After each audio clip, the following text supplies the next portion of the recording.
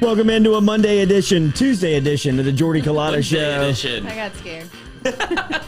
Is it Wednesday? It's Tuesday. No, oh God. Jeez, Lloyd. Get the hell out of here with your time zones and dates, bro. As long as it's not Wednesday, I'm good. What's on Wednesday? Well, I just would have missed a meeting on Tuesday. And a show. That's right. To a good start. That's right. It is Tuesday here on the Jordy Culotta Show, driven and powered by Go Chevrolet. Welcome in. Jack is, I think that's me. Jack is still on vacation. He'll be out all week. So snuck that one by us. Katie, he did. Katie, Noah, and Lloyd here on this Tuesday morning. Hunt Palmer will be here at 7:30 this morning, giving his reaction to yesterday Jay Johnson's opening press conference over at the LSU Baseball operations facility. And then at 8:15 this morning, Darius Days is going to stop in and give us a little bit of an insight to what his short offseason has been. He's gone to the G League Combine. He's worked out for teams like Boston, Oklahoma City, Chicago over the last week and a half. We'll ask him about those experiences and what are his future plans. Is he still headed to the league, or is there a possibility of him coming back to school for a final season in Baton Rouge? We'll talk to that. Talk to Darius Days about that coming up here at 8:15 this morning here on the Jordy Culotta Show. So make sure and tell somebody, like, share, and comment on the post. YouTube, Facebook, JordyCulottaShow.com. Just somebody. Just tell one Yes. person. That's all all we're we asking. need, man. Yeah. If everybody tells one person, it's great. It's either still today the best form of promotion and advertisement is word of mouth. Word of mouth. Just tell somebody and this spread it like wildfire. Jay Johnson, we got some thoughts on Jay Johnson. We've also got a talk about Dare Rosenthal entering the transfer portal. LSU compliance strikes again, but Rosenthal has had opportunities. We'll talk to the situation surrounding Rosenthal and what happens now with LSU football and the offensive line coming up here. Before we get to Hunt Palmer, we'll ask him all about that coming up on the Jordy Culotta Show. As you know, is driven and powered every day by Go Chevrolet. Remember, online at GEAUXChevrolet.com. Get in touch with Lee Carney and Nick Richard and the crew over there. They got a used car lot here in Baton Rouge, over on Florida and Sherwood, and then their brand new car lot out in LaPlace, Louisiana, and they're online at GEAUXChevrolet.com. We got water and coffee inside of the UDL. Our coffee is presented by Majestic Brews, DeliciousSips.com, and True Blue Water Company gives you our water every morning, TRU, BlueWater.com. Our guests this morning, both of them, Darius Days and Hunt Palmer, will be here via the phone line, which is Metropolitan Health Group. Real doctors, real solutions.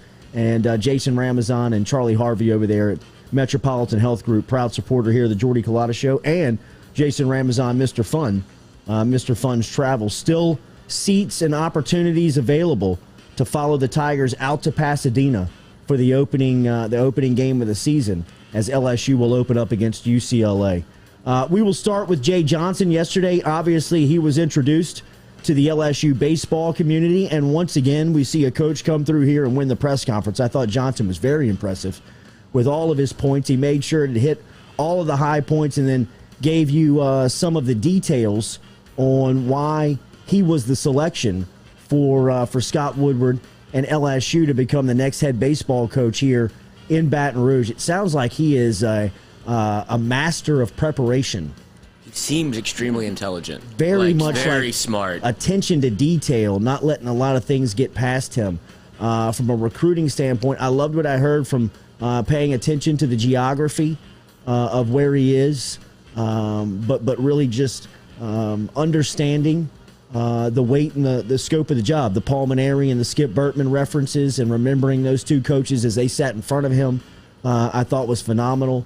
The story and going back of purchasing Skip Bertman's book and using his motivational tactics and even telling the story about Hold the Rope back in his early coaching career, I thought really hit home. And then, talking about the influence that Paul Maneri had on Jay Johnson, I thought was a very respectful way to handle the moment yesterday. I thought that he was he really understood where he was. I mean, it would have been easy to understand if a guy from the West Coast came in here to Baton Rouge and understood the history of LSU baseball, but not as much the relationship of those two guys to the current program And I thought that he addressed that masterfully in yesterday's opening comments for Jay Johnson at LSU Baseball. I look forward to seeing his offense play. I mean, I really do. The way that he explains the game, I think is interesting. I think it is very much a style that LSU has seen before with just kind of the guerrilla ball type mentality. I mean, he's looking for offense at every single position that he puts out there defensively. So I thought that yesterday couldn't have gone a lot better. It couldn't have gone a lot better, if better at all, for LSU baseball and Jay Johnson. He said all the right things. I mean, when you compare LSU baseball fans to, I guess Arizona baseball fans, it's two completely different groups.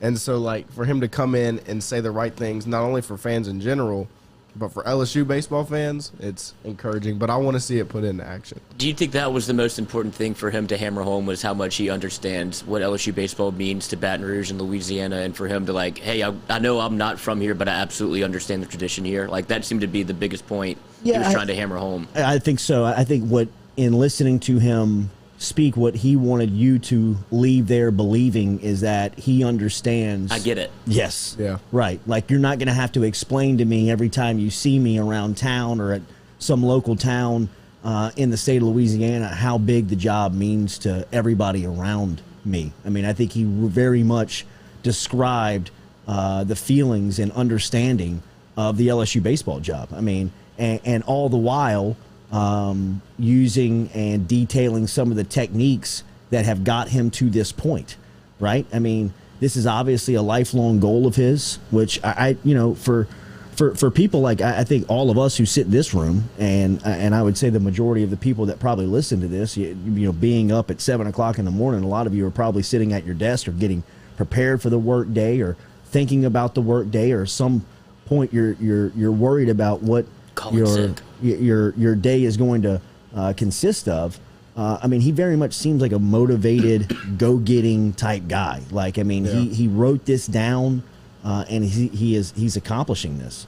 So I was very impressed with Jay Johnson. I look forward to watching his teams play.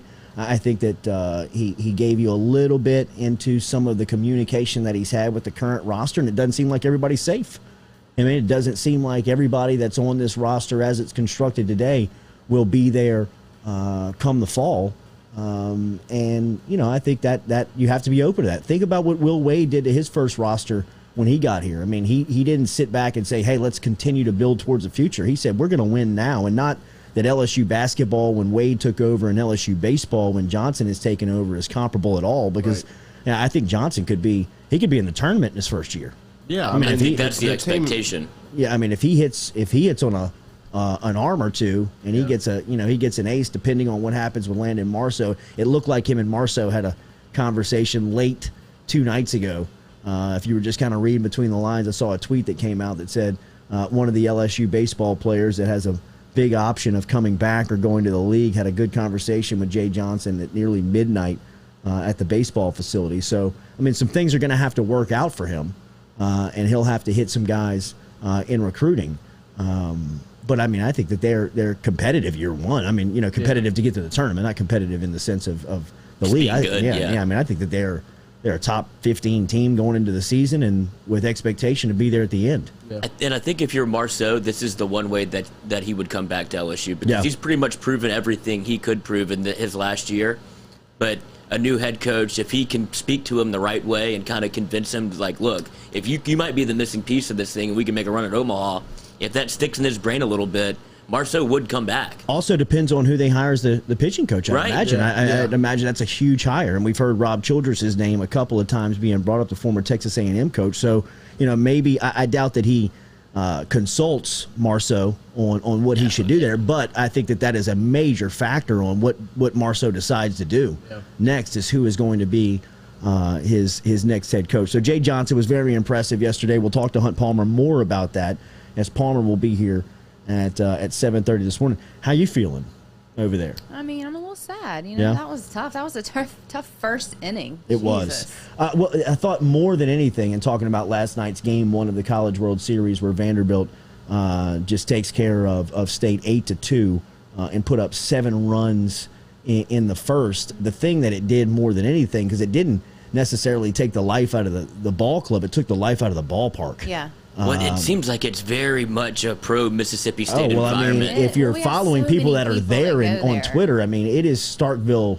North. Starkville North is what they I call mean, it. it is. No, they ton. call it Baton Rouge North. Everybody knows Okay. that. Well, anyway, we're there, and it's called We're Starkville hired a new North coach. now. We'll be there in a second. It's sad because we do have such a good fan base, so that was a real And it feels bummer. like everybody's pulling for Mississippi State just because of the way Vandy got in, even though Vandy seems to be the class of the tournament Yeah. because of who they have and the way this thing got set up by having North Carolina State basically packed up and sent home, Right. and I don't have allowed any- Vanderbilt to get their pitching rotation in order. And now Yes, people seem a little rest. frustrated that it's lined up this way. So everybody's kind of rooting for Mississippi State just because of how it all played out. I mean, we still have tonight. Yeah, no, Yeah, and I think they make this Still a had series. Kumar Rocker. I That's don't Fine. think so. I I think don't it's know. over. I mean, look, I think this state team is. I Lloyd. think the state team is too good. It would be easy to feel like that when Yeah. you have these two guys, staring you down with a Yeah. national championship hunting on the you. line. I mean, for real. I mean, Leiter last night he was touching 96 routinely. And he was swaggering on the mound. He You could was. tell he had his He was A feeling game. it. Yes. He was feeling it.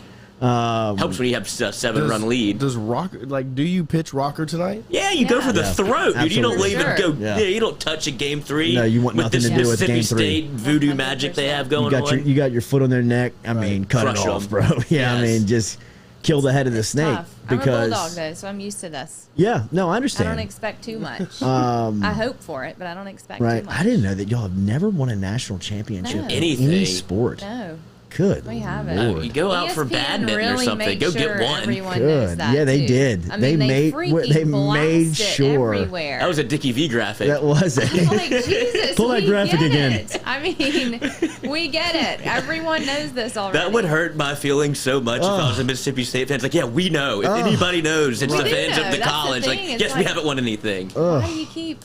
Okay. Harp it on it. Leiter, 6 innings last night, 3 hits, 2 runs. As we said, he was hitting 96 routinely and threw 107 pitches in the opening game of the best of 3 College World Series, with Vandy taking it 8-2 over Mississippi State yesterday. So game 2 coming up tonight. I think that Mississippi State and Kumar Rocker, Vanderbilt, we'll see. Obviously, Rocker and the Commodore is going to be the favorite going in. But this Mississippi State team has kind of made they've made their money all season long with their backs up against the wall and kind of being a scrappy team. So we'll see how they answer tonight. I have to turn it off. I'm real weird like that with the Yeah. superstition. Like Mike Thompson texted me. He's like, "Did you just turn the game off for luck?" And I was like, "Yes." Wait, Don't- how did he know?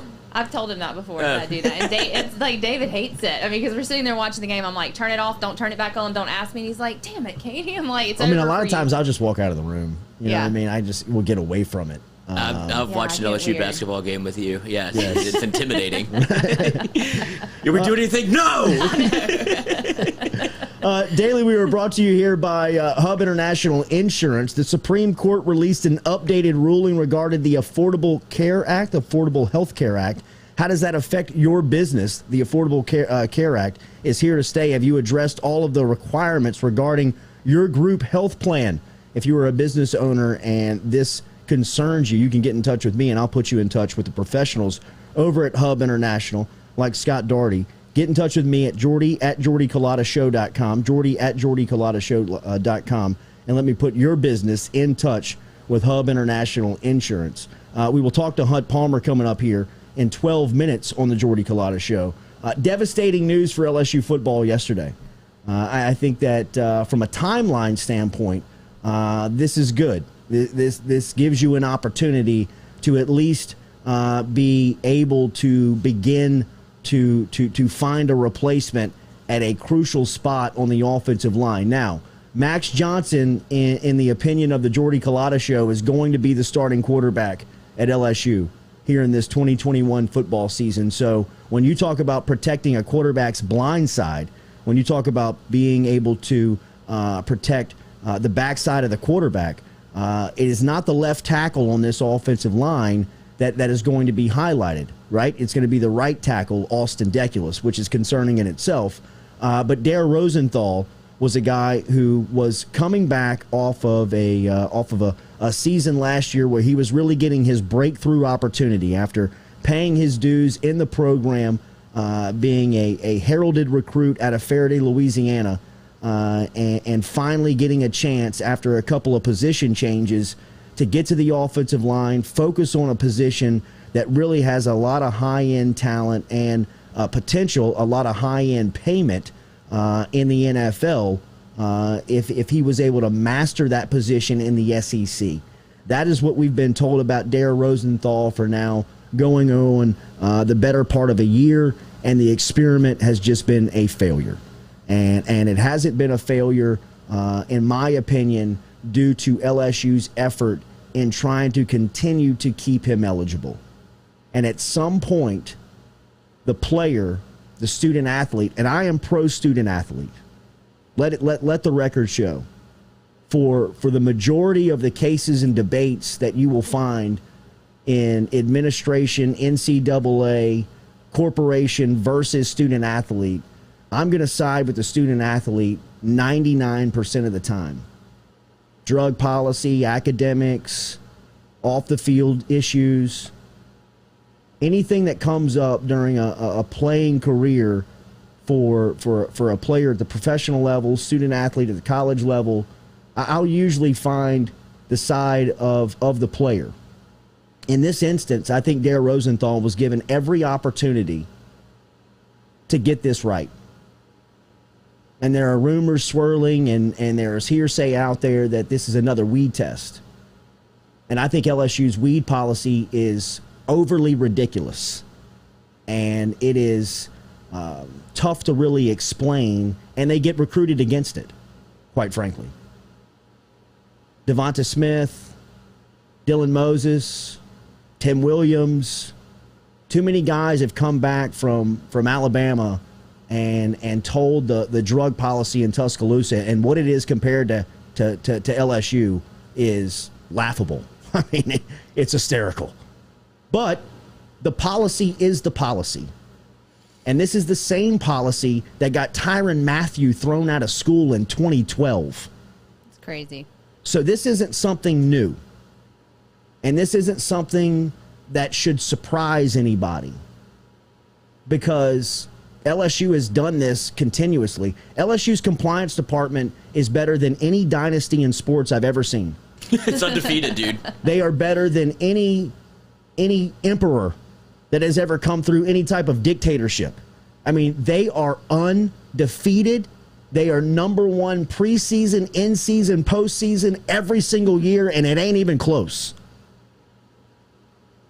So anybody trying to bark up that tree and bitch about LSU compliance this morning, I hear you, but we got to move on and go somewhere else with it, because we've been having this argument now for almost a decade. But I still haven't forgiven that department for throwing Tyrann Mathieu out of school. I never will. But it happened. And now it looks like Rosenthal is fallen victim to the same fate. But Rosenthal has been given more opportunities than Mathieu was. And Mathieu was given a lot. I know that. I will say that for the record. But he wasn't given enough.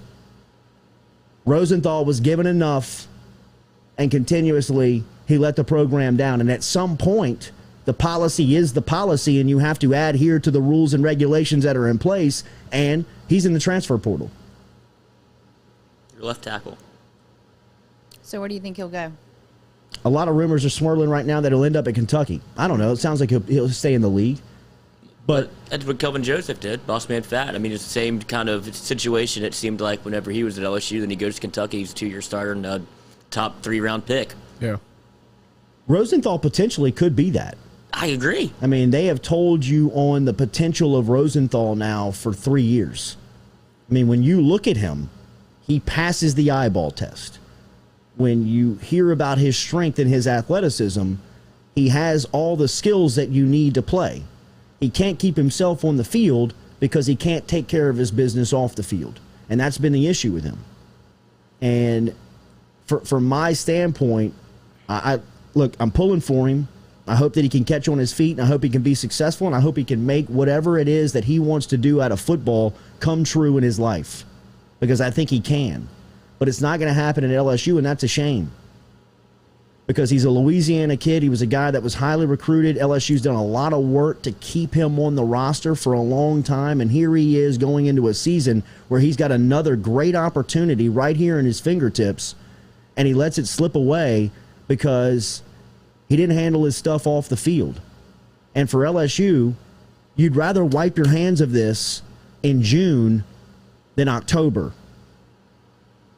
or September going into the season, where you've got to scramble and find a guy. Now, if you've listened to this show, you know how I feel about the offensive line. To me, it is the one reservation I have in saying that LSU right now is championship contenders, real championship contenders. They got a great roster. They got skill everywhere. They got playmakers. They got tacklers. They got guys that will play on Sundays for a long time on this roster. I don't know how deep and how good the offensive line is. And if you take away their left tackle in June and tell me I got to find another guy going into the season, my concern level just went from, red level emergency to dire. Because there's no proven depth. Now, they have names. They have guys that are on the roster. And by the way, welcome to your job, Brad Davis. Right? Yeah. Welcome aboard. And we talk compliance here, and isn't that part of the reason I felt like Scott Woodward was brought in to kind of help the compliance department not be the way it is right now? Because I feel like this is common knowledge. When Nick Saban came in, he looked at that compliance part and said, that is not the way we're doing it here when I'm the coach. Here's the deal. When you're under investigation, you can't start moving people. If you start firing people and moving people in compliance, red flags start waving all over the place. Alarms and sirens start going on everywhere. And while Woodward's got a great relationship with Indianapolis and the NCAA, you can't just blatantly break the rules in their face and expect things not to happen, right? This compliance adjustment that Scott Woodward is going through and has started is going to take a minute. It's going to take a while. And it's going to take even more of time because they're under investigation. And they've had the NCAA and the FBI hot on their ass since Woodward took the job, before he took the job. So from that department, he's really been handcuffed on getting it overhauled, right? I mean, just totally, really, it's really, you got to blow the whole thing up and reconstruct it. I mean, I've seen where Bo Bonson is moving on at a date coming up. I mean, that, is a piece of turnover that you wanted to happen for a long time. Long time. But there is names within that structure that are very good at their job. Stop being so good at it. The LSU compliance department would argue that they're the best at their job. Now, the LSU athletic programs would say, are we working together or against each other? I mean, I've heard head coaches within that facility say, the toughest opponent I got on my schedule is LSU compliance. I feel like I can beat everybody but compliance. And that's true. I mean, there's so many examples along the way that you can look back and point to. Has this not happened to another player between Matthew and Rosenthal? Is this the first one since? No, it happens all of the time. Oh, no, it's happened. It's happened before. I mean, if you want to look into it, you'll find people that probably should have stayed on LSU that are no longer at LSU, and that's a good. It's just one of the things in college football that happens in college athletics. But they have to be the most hated people in the building. Like, how can you have to be a special type of person to work for compliance and be walking the hallways and shaking hands and glad handing these people that you're actively almost working against. Yeah. It's a hell of a working dynamic. Yeah. It's a hell of a working relationship. It's one that is very difficult to understand in the way that it operates and functions every day. Because it's like you're a mole in the building and everybody knows it and they don't care. Yeah. Yeah. And in a lot of schools, this is one of the first orders of business that Nick Saban takes care of. For better or for worse, the two, enemies of the state, or as it is publicly perceived from LSU compliance, is Bo Bonson and Miriam Seeger, right? Those are the two names that you continuously hear when LSU runs into problems. I mean, there's a story of Bo Bonson counting coaches at the opening football game. He was down on the sidelines counting the coaches that were wearing the headsets, and LSU had one guy extra wearing a headset and turned him in. Man. I mean, like, stuff that's very, very minimal. I would like to meet him. But Bo Bonson and Miriam Seeger, for the 4 years that Nick Saban was here, he reassigned both of them to the ticket office. You know what I mean? Like, you know what I mean? Like, straight, like, reassigned them. Like, walked into hey, look, I need to get this guy in on this date, and we need to make sure that we have this, and this done. And they both, like, said, no, I don't think that we can do that. And he said, no, I think that we are going to do that. And if you ever tell me no again, you're going to be slinging tickets. Have you met the dungeon? I mean, like, I'm going to go ahead and move you to the janitor's and I think Bonson didn't buy it yet. He came through with another recommendation and from Saban, and Bonson was like, nah, tell him no. And this Saban was like, tell Bonson to start learning the ticket plans. Yeah. Preferate it just the way I like. When's the last time you cold called, Bo? Yeah. You know what I mean? Run through this Rolodex for us here. See if we got any ticket buyers. It really is. It really is. I mean, it that's how it operates. That's you know what I mean? Like, if you're Scott Woodward, would you not ask for one concession? Like, you look, do, understand yeah, we're going through this. I'm telling you, Lloyd, this thing is not that easy, because that was my stance on it. Nick Saban seemed to make it very easy. When it was, but he's not under investigation, and the federal government's not crawling up his ass. You know what I mean? And the NCAA's not swimming around 3 of his 4 major programs. You know what I mean? Like that. But isn't that compliance's fault also? You start moving people, they would tell you that they're the ones that are alerting them. Yeah, that's the dynamic that I think Woodward has got to figure out, or at least he's got to, put in place.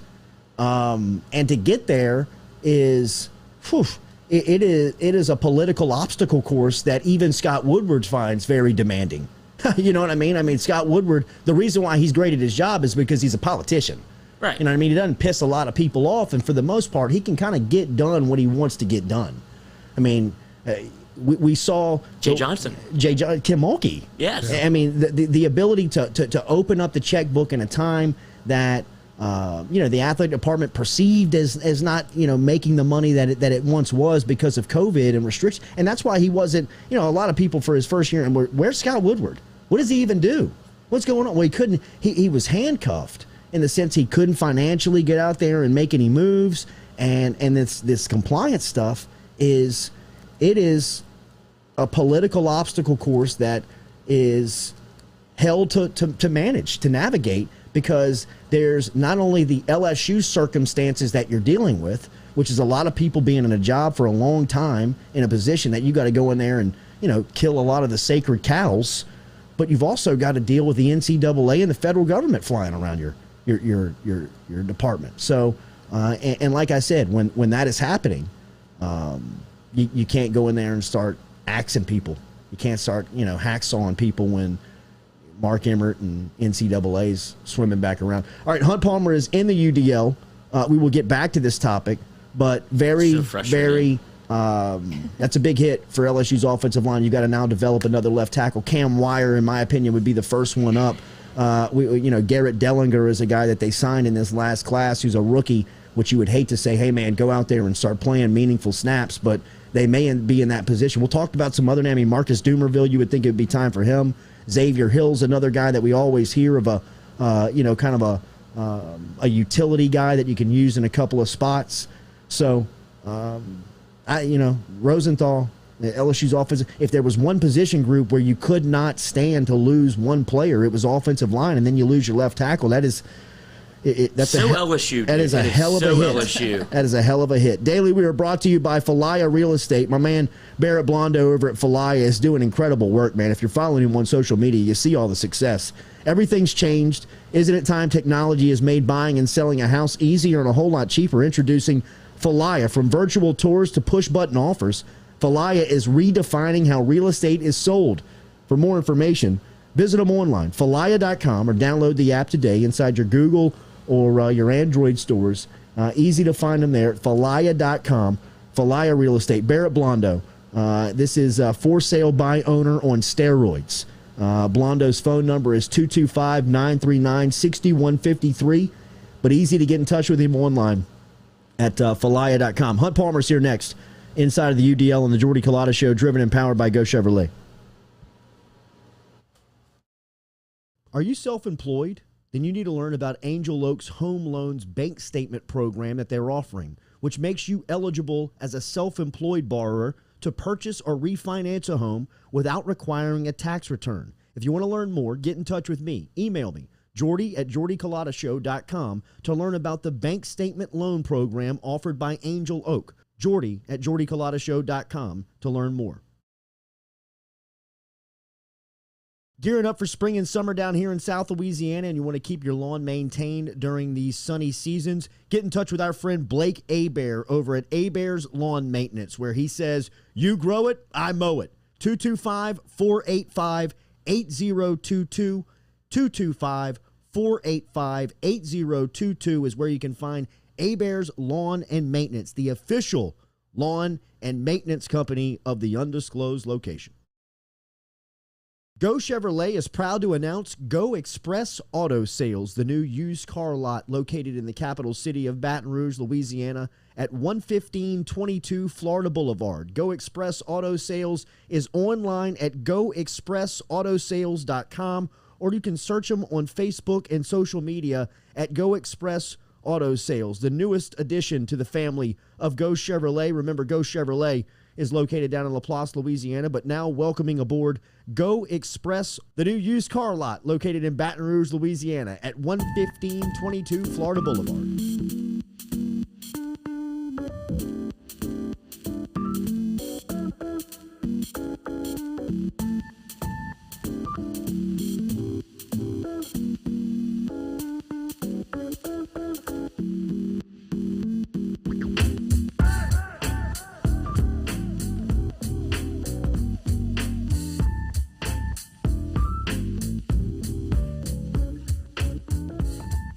Welcome back in here to a Tuesday edition of the Jordy Culotta Show. Stick around. An hour from now, we're going to talk to, or less than an hour from now, we're going to talk to Darius Days, former forward or current forward for the LSU basketball team. Hopefully we'll find out some news here from Days coming up in the next 45 minutes. You got any type of, what do you anticipate? You think he comes back? You think he's staying? What's I've maintained the whole time, he's just a really good college player who does not have a huge NBA future. I think it's more enjoyable and a better life decision to come back and fly on charter jets and play in Rupp Arena on ESPN than to go play for, I can't name a G League team. So if he comes back, what does that do for them?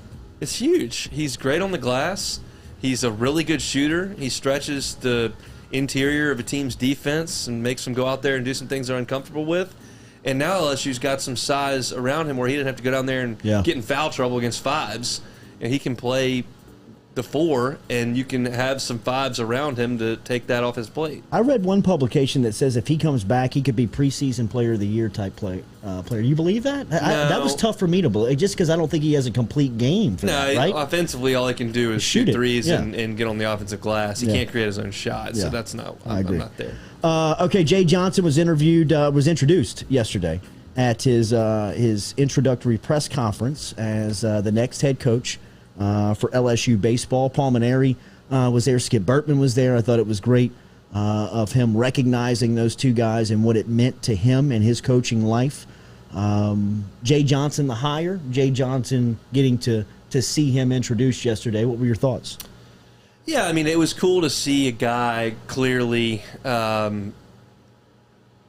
trying to understand and showing that he has some sort of understanding of just how important this sport is to us. Because we know that it's not to everyone, but down here it's a big deal, and he understands that. And it's cool to see LSU be able to go hire a Power 5 head coach who's had a lot of success and come in and be the guy. As far as the press conference goes yesterday, you give me 4 days, I'll win the press conference, and I'm a moron. You're just not going to see a guy go up there and just throw up all over himself when he's earned this type of spot. So I don't really take anything that he said as really a big deal. Just go out there and do it. He's done it at two places, done a really good job. I'm a little concerned with his conference record at Arizona. I weigh that more heavily than 2 trips to Omaha. I realize that you're judged on what you do at the end of the season, but to me, it's a better reflection of the type of team and the type of program you put together, how you perform over 56 games than it is over a weekend. I've said that a million times, But it's a good thing that his teams have gotten better as time has gone on. He had 2 teams that got to Omaha and one that won 9 of their last 10 and 13 of their last 14 that didn't get in. So that's a good barometer to me. I think it's a quality hire. I'm excited about it. And so I think that yesterday's just kind of the start, and we'll see where they go from here. Do you have names that you're watching out for as assistants? No, I mean, I don't pretend to know that kind of stuff. Yeah. I listen to what Kendall says. Kendall Rogers from D1, and he's thrown some names out there. All of them are from reputable programs. All of them are programs that had some success.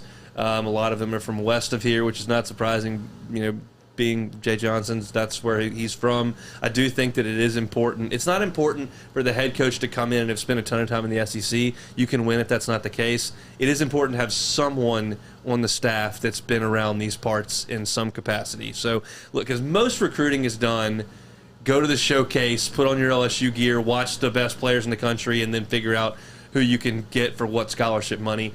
And then you've got to put your fence around the state, and for every great team, you've got to have your Laird and Stevenson and Savick and Aaron Nola, and you got to have those guys from right around where you are. But then you've got to go get your Bregman, your Dylan Cruz, your Renato, your Fraley, your Gaussman, your Lang, that kind of deal. So, but you need to have somebody from around here who's done it. How do you anticipate he manages the roster? With hedge trimmers. It's just we're already like Ari Gold on Entourage, and he walks in and he starts just beating everybody up with a paintball gun. Everybody has to do that to a degree because the rosters are bloated with COVID extra scholarship players. But the fact of the matter is that LSU's talent level hasn't been good enough the last 3 years, and that's just the way it is. And he's got to change that, and you can't do it overnight. But you got to make an effort. And so there are going to be plenty of guys who were on the 35-man roster, or however many guys they had on this roster, that will not be there this year. Now, he didn't have to make those decisions immediately. That's going to be some uncomfortable conversations around Christmas, but that's the reality. Nice to meet you. How you doing? Keep it moving. There's the door. That's right. Arizona's got a couple of spots. Landon Marceau, Mikhail Hilliard. What do you think their futures look like? I have a hard time seeing Landon coming back. I mean, what gives me the idea that he could, and I'll be very honest, as I sit here on this couch this second, I'm not even sure what the rules are on who is what class and who can go and who can't. I don't even know. But Landon, I would have a hard time seeing him coming back. It helps that he's a Louisiana kid who's never been to Omaha, and you've got a chance to do that. He's not going to. He's not going to be throwing 98 miles an hour anytime soon. He is kind of what he is. He's a really good college pitcher with an absolute chance to be a professional. Should probably get in an organization and start moving. Mikhail's not a guy who I think has got a huge professional future. He found his niche there. I mean, he did it 2 years ago as a starter, but he found his niche there at the end and really did a great job as a starting pitcher and said he was more comfortable starting. It's an LSU team that is in desperate need of starting pitching for the upcoming season.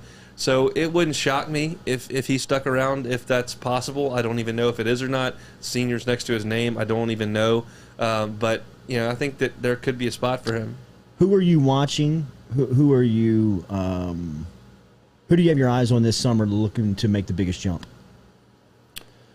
Well, I mean, obviously Cruz and Morgan were great. I'm watching Gavin Dugas see if he's going to come back, because he didn't have to, and I think that's a guy who's just right in Darius Days' kitchen. He's just a really, really good college player. Is he a pro? Probably not. He's got a chance to come back and make another push at it. I would love to see him come back. Then you start to look, around. Milazzo's good on defense, but you can't hit 150, man. Yeah. We cannot have 150 in there. We can have 220 in there if you hit a couple doubles and can move runners over. But 150 with that amount of strikeouts, we can't. You got to go out there and you got to swing the bat there in the summer. The rest of the guys, I mean, it's pretty cemented. It's Cruz, it's Morgan, it's Doty, it's Dugas. Everybody else is fighting, scrapping, crawling. I would like to see Brody Drost have another summer where all he does is hit. Obviously, he was a two-way guy coming in from Barb and never got a chance to pitch. He's a hitter, and he showed some pop, showed some flashes that he could be a guy in spot duty. That's a guy who I think's got some potential. Outside of that, it's probably the signing class.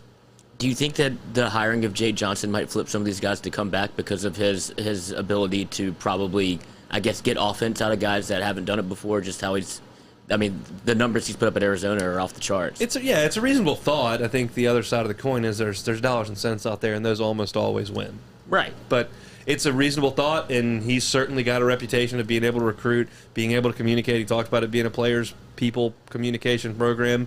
Yeah, I think there's an opportunity for him to go out there and try to get guys to come back. We'll see. Hunt Palmer joining us here inside of the UDL, the Jordy Culotta Show, driven and powered daily by Go Chevrolet. I mean, did we miss anything on this baseball before we move on to football? Is there anything that you wanted to say on Jay Johnson and him coming in that we didn't touch on this roster?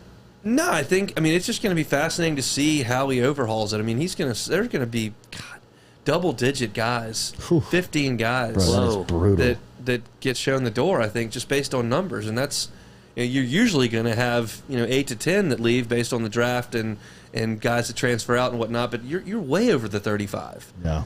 With the signing class coming in, so you got it. It's gonna be massive. Jack asked one inside of the bunker before we move on. Young arm with the brightest future. Javen Coleman, I think. Look, I could make a case for Ty Floyd, who's got a really good arm, but the breaking ball's got to develop. But I think Javen Coleman, with the strides he made, the loose action of his arm, his frame right now, if he can put on 10 or 12 pounds and get up to 94 miles an hour. That could be a dude. Dare Rosenthal entered the transfer portal yesterday. LSU offensive lineman. We said a couple of minutes ago before you hopped on, you'd rather learn that news in late June than early September. What does that mean for LSU football? Cam Wire's up next. I think that's a guy who played a lot last year. Played 9 games in 19 as well. He's got the frame for it. He's 6'6", 315 pounds. And the other side of it is, if Max is your starter, that's no longer the blind side. That's his that's where he's looking. So it's unfortunate for that to happen. I'm in the minority on this big time. I understand that because of the landscape of laws around the country. I personally don't have any patience for that. It's not that hard. Follow the rules. And if you don't want to, you're out the door. And this is a golden ticket that some of these guys have.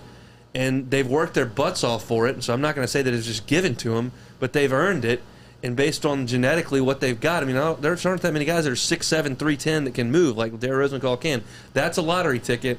And if you can't follow the rules, I don't have a ton of sympathy. I just don't. What does this do for them? What does this mean? Well, I mean, you've got the other 4 guys back, and Wire's played a ton. So it's not as if your 3-year starter at quarterback's out and you got to hand it to a freshman and that's going to cost you 3 games. I mean, I don't see it as that big a deal. Would I rather have Dare Rosenthal? Yeah, I would. But Wire's played. He's physically capable of doing it. You've got the other 4 guys back. Got to go to work. But isn't the question we've pretty much had about the offensive line is it's never going to stay healthy the entire season. That's just not what happened. So that's a huge blow because Cam Wire was your swing guy. Yeah, for sure. And you've got a little bit of depth. It's unproven, but they think Bradford's pretty good. And if he wins that spot, then obviously Hines would go in there and be a guy that could play a little bit. We'll see. They've tried to recruit some numbers, hadn't really come to the forefront, and you've got a new offensive line coach in there now. We'll see. Do you think he goes portal? Is there anybody that a new coach could bring in from? I don't think that's the only thing you have right now, right? Yeah, well, I'm saying with the new coach, maybe he has maybe a little ties to Arkansas. Can swing one guy. I don't know how. I mean, remember this is where you got Liam Shanahan last year, right? I mean, this is where you were desperate for a center, and they had to go to the Ivy League. I mean, I don't know how many left tackles are out there that you can look at and say, "Hey, man, can you play at LSU?" I'm saying this is what you try to replace the Cam Wire guy. You try to replace a swing, can play guard, can play tackle in a pinch. Yeah, you need depth. Quality depth. So I think that portal is probably an option. You get a scholarship back. How are you? How do you feel about the College World Series? Is this Vanderbilt last night? Is it over tonight with Kumar Rocker? Rocker won't pitch tonight. I mean, he's on 3 days rest. He threw 111 pitches on Friday. I would be got shocked. Got a shot if he pitched. She's staring right at me here. It's not personal. It's sports. It's sports, and here's how I feel about it. I'm in the club. I've got the green jacket. I go to the Champions Dinner. I've got 6, and I don't want anybody else in the club. Vanderbilt's already in. I can't do anything about it, so I keep them in. I don't need anybody else coming in. I don't want a new meal. Look, you know what they cook for dinner. I'm well aware that Mississippi State's facilities are better than ours. Their fan base has been unbelievable through this entire thing.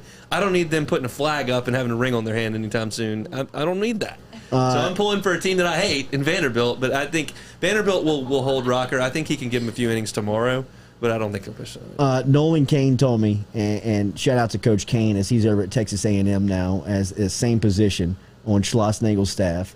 But he said that Skip Bertman told them that when they were hired, like the young crew, when Kane came in there with a couple of those guys that he played with, he said, guys, the way that you win is all you got to do is get to Omaha.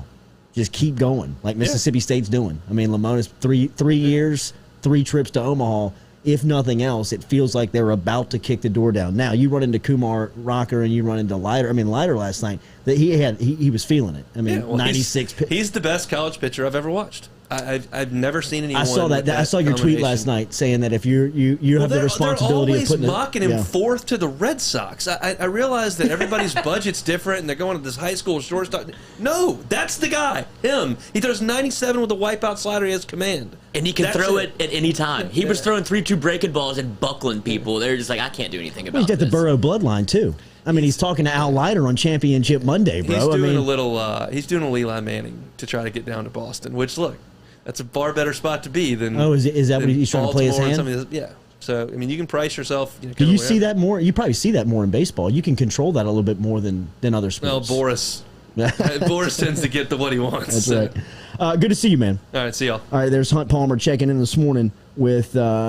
his regular Tuesday segment here, talking everything football, baseball, basketball. As we'll talk to Darius Days in a couple of minutes and see what the future holds for Darius Days here in Baton Rouge or at the next level. Remember, we're brought to you daily by AdvantaClean. Get in touch with our guy Bradley Lynch over at AdvantaClean. If you see water, if you smell fire, you got mold damage, you can get in touch with AdvantaClean and they can help you out. They are a one-stop shop.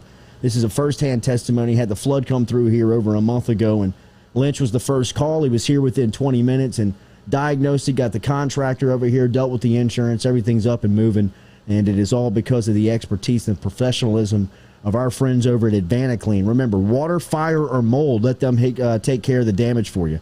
AdvantaClean is online at advantaclean.com, and they're right here in Industrialplex in Baton Rouge. AdvantaClean, proud supporter here. The Jordy Culotta Show will be back, close out hour 1, and get you set up for Darius Days in the second hour.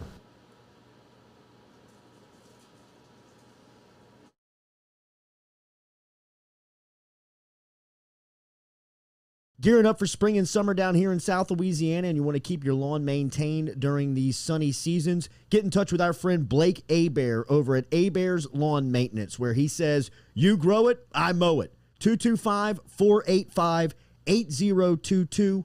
225-485-8022 is where you can find Abear's Lawn and Maintenance, the official lawn and maintenance company of the undisclosed location.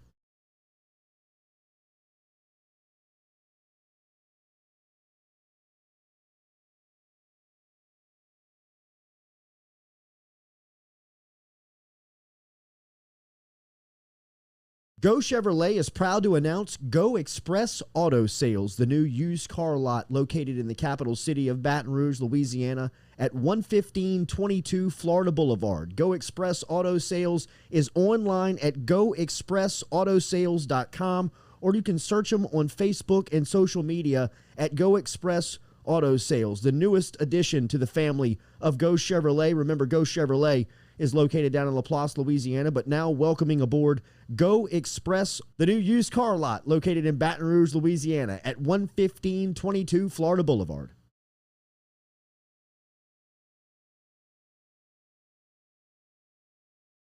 Are you self-employed? Then you need to learn about Angel Oak's Home Loans Bank Statement program that they're offering, which makes you eligible as a self-employed borrower to purchase or refinance a home without requiring a tax return. If you want to learn more, get in touch with me. Email me, Jordy at jordyculotta.com, to learn about the bank statement loan program offered by Angel Oak. Jordy at jordyculotta.com to learn more.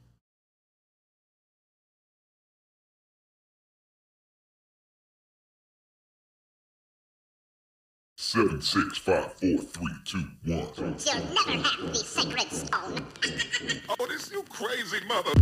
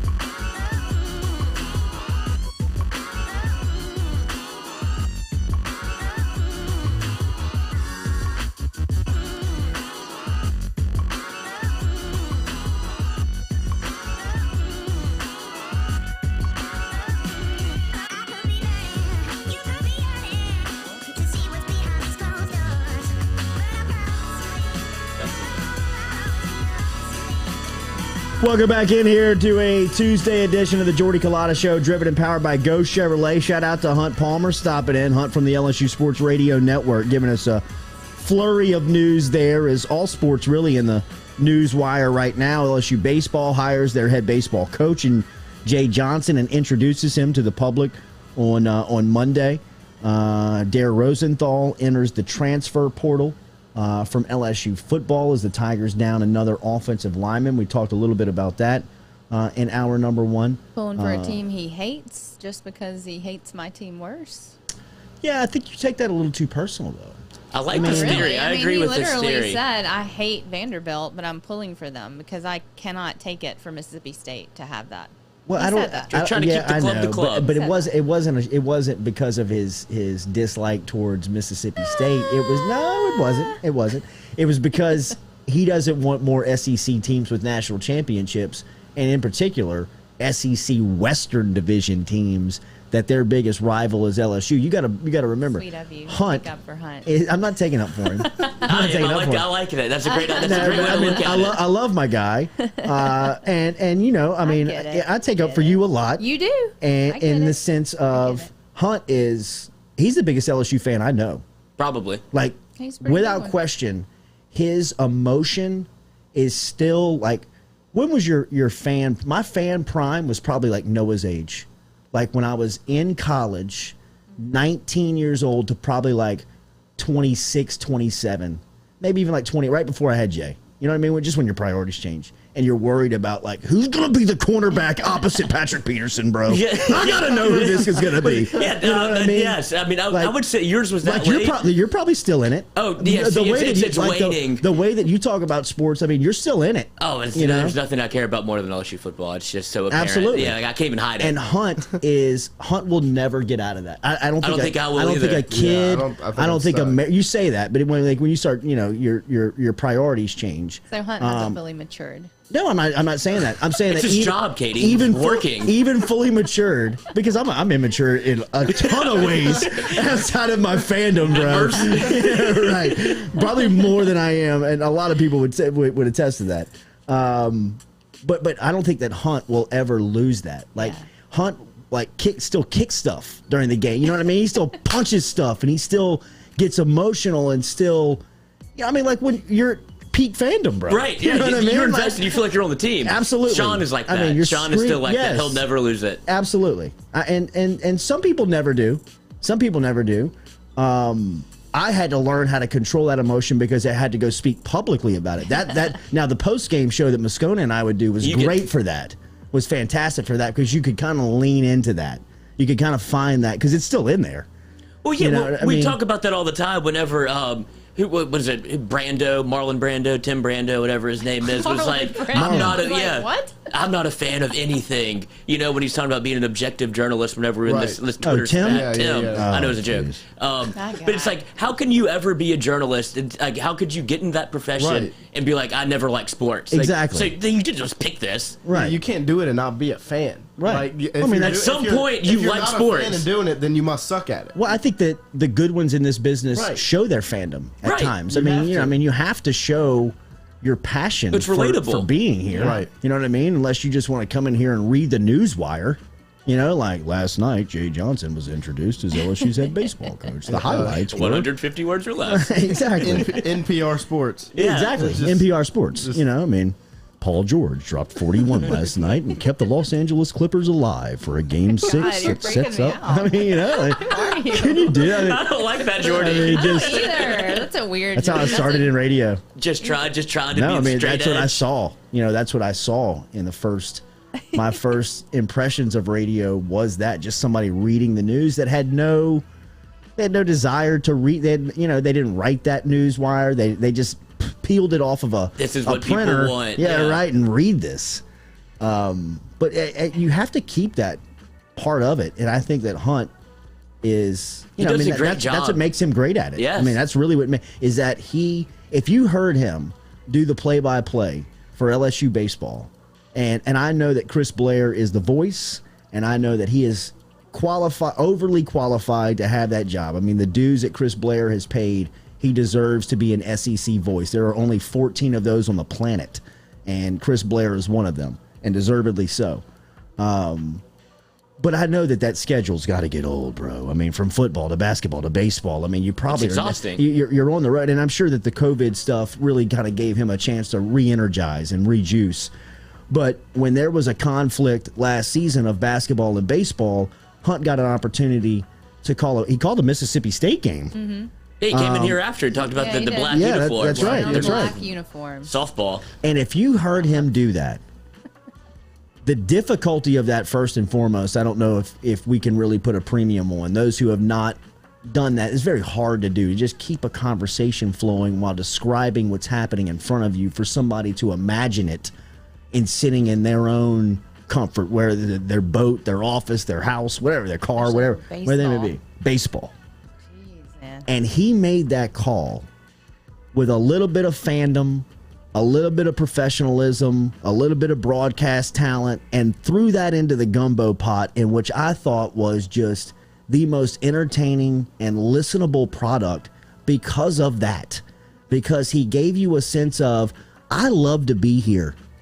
I love the team I'm calling, but I'm not going to disrespect the team that's also on the other bench. I mean, like the dugouts, the uniform slight, that's a part of being the home team radio broadcast. Right. That wasn't a disrespectful slight to Mississippi State. I mean, I think that you could probably go to the other 13 markets around the Southeastern Conference disregarding Starkville and probably find that popular opinion in other places.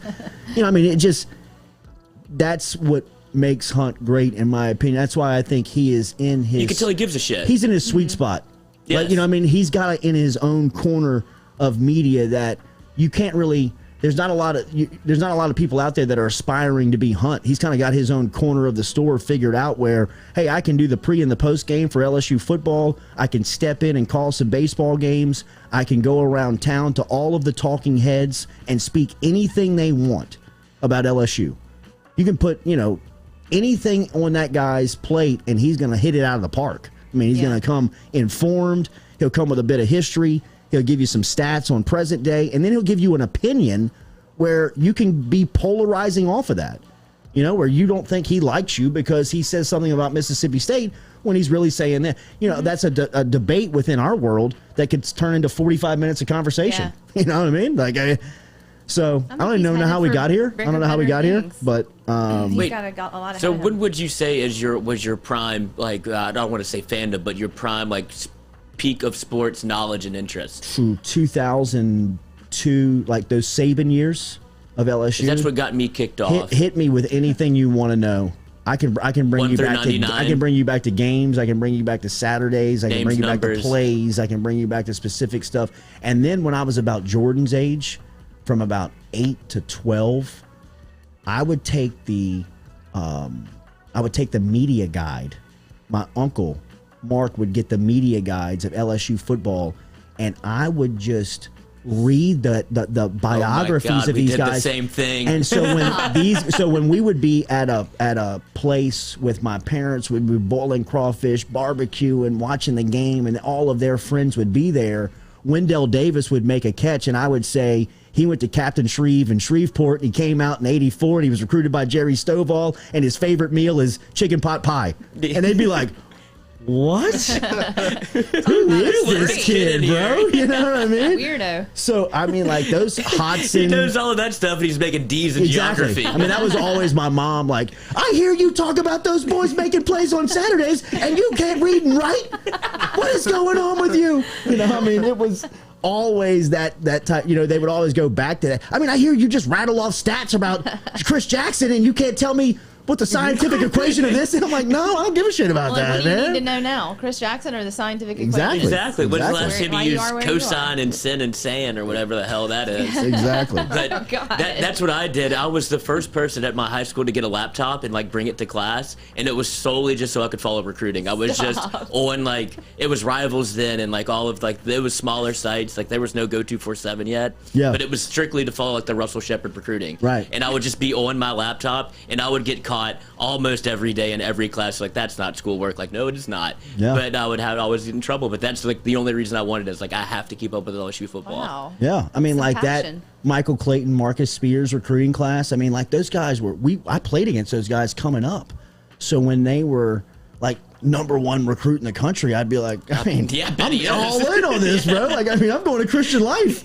I'm going to watch him play basketball. And I mean, just kicking up a relationship. And then the next thing you know, I mean, Clayton's freshman All-American. He's a 2003 captain on a national championship team. And then he's the 15th pick in the draft. I mean, and then Rookie of the Year for Tampa Bay. You're just like, wow, man. I mean, you're just off and running. And like, I love this stuff. I want to talk about this stuff. You know what I mean? You find yourself out at the bar and people are like worried about chasing females or, how they're going to pay for the night. And we're sitting there talking about it could be sports, anybody. Anything. Yeah, and I could tell people are like, bro, okay, man, I don't care. You know what I mean? Like, I'll move on down the bar. You'll find one. I don't care. I don't care. Don't go talk to that guy. No doubt. No doubt. Like, Culotta won't shut up about Jamarcus Russell, bro. I mean, he's better than Brady Quinn. He loves Dwayne Bowe. I mean, God, I think he wants to go home with Debo. I mean, that 2006 team should have won a national championship. I mean, the 2005 team, really. If they don't play the 10 straight weeks after Katrina, they should. They're one of the best teams in the country. I agree. Ask Miami. It beat their ass in that fight. Yes. In the Peach Bowl. Would you hear about how that fight happened? It was like all a joke. It was Dwayne Bowe. Yeah, like he's from football. he like was running it back, and it turned into all hell breaking loose. Yeah. Then they got their ass kicked in the tunnel too. The camera shot, the photo that came out of that with Bowe with his shirt off, with the Miami football in his hand, like stalking somebody about to destroy some Miami-Dade local that I'm sure he grew up with. Is just like, geez, bro, look at this guy. That's a pro. I mean, that is, that's really where I started to hate Les Miles. Oh, yeah? Yeah, because those teams, he would have those moments where you were like, who is this guy? I mean, how can he screw this up so bad? Ed Ogeron brought an Ole Miss team in here in 2005 and took Dwayne Bowe, Jamarcus Russell, and them to overtime where Debo caught a slant on 4th down in OT to win the game. Like, where they had 5 first-round picks on the team. Right. I mean, you could have argued they could have had 8. I mean, they were loaded.